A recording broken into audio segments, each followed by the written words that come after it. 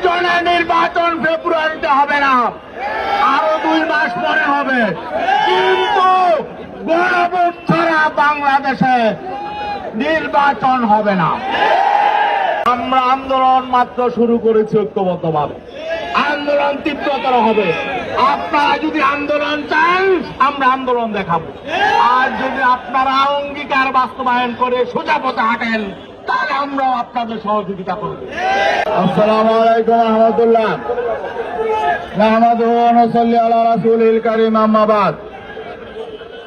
সংগ্রামী বন্ধুগণ, সাংবাদিক ভাইরা, 2024-এর জুলাই বিপ্লব এবং 5 আগস্টের অভ্যুত্থান পরবর্তী আমাদেরকে রাস্তায় নেমে আন্দোলন করতে হবে, দাবি আদায়ের জন্য সংগ্রাম করতে হবে, এটা আমরা ভাবি নাই।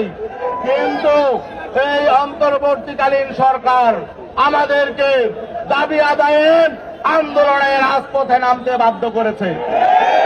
তাদের 3টা অঙ্গীকার ছিল, আমরা শুধু বলতে চাই আপনারা আপনাদের অঙ্গীকার পালন করুন।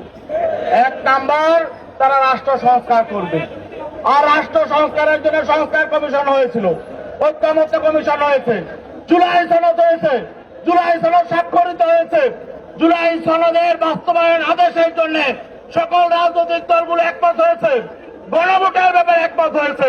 এখন গড়িমসি কিসের? আগামী 10 তারিখের মধ্যে জুলাই সনদের বাস্তবায়ন আদেশ না হলে ঢাকা শহর আমরা লোকারণ্য করে সমাবেশ করবো ইনশাল্লাহ। আর গণভোটের তারিখের মধ্যে ঘোষণা করতে হবে। নির্বাচনের সাথে গণভোট হবে না, একসাথে তফসিল হবে না, গণভোটের তফসিল আগে হবে। আর আমরা বলেছিলাম নভেম্বরের মধ্যে গণভোট দিতে, আপনারা গড়িমসি করে সময় যাপন করেছেন। এখন যদি নভেম্বরে দিতে না পারেন, যেদিনই দেন নির্বাচন আগে দিতে হবে।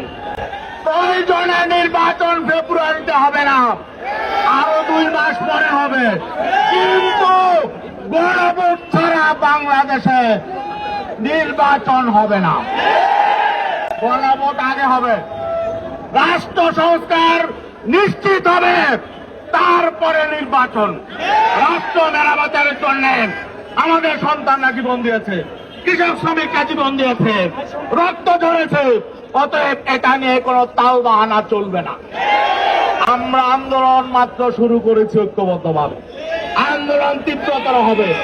আপনারা যদি আন্দোলন চান আমরা আন্দোলন দেখাবো, আর যদি আপনারা অঙ্গীকার বাস্তবায়ন করে সোজা পথে হাঁটেন তাহলে আমরাও আপনাদের সহযোগিতা করব। অতএব আজকে স্মারকলিপি দিয়ে আমরা মেসেজ দিচ্ছি, আগামী 10 তারিখের মধ্যে এগুলো ফায়সালা করুন।